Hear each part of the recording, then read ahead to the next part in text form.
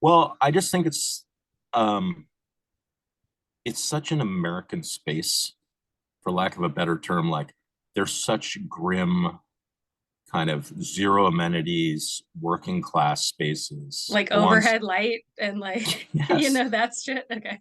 just the giant percolator coffee, like with a little tab, and like Hydrox cookies, and it's just rough, like Yeah. styrofoam cups. USA. USA.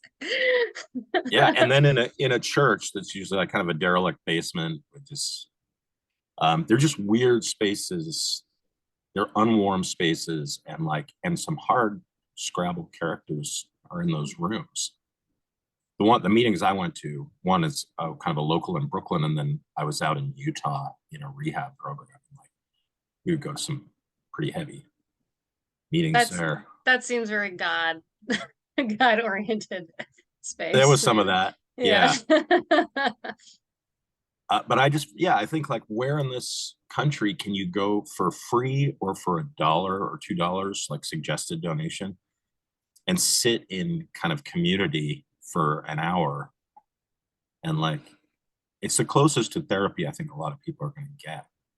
Yes. And I like that these are like public open spaces, however Yeah. clandestine and like how many rules they may have. It's still like you can walk in there and just sit down and even be quiet if you want, which is kind of cool. Yes. Yes.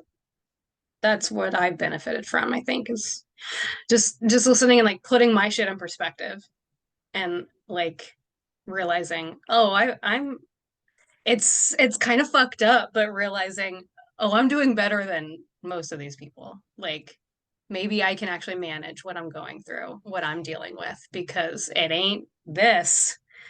Right. And I think, I don't know, is that fucked up? No, I think that's part of what it's there for. Yeah. Is for perspective, just relativity. I mean, Yeah.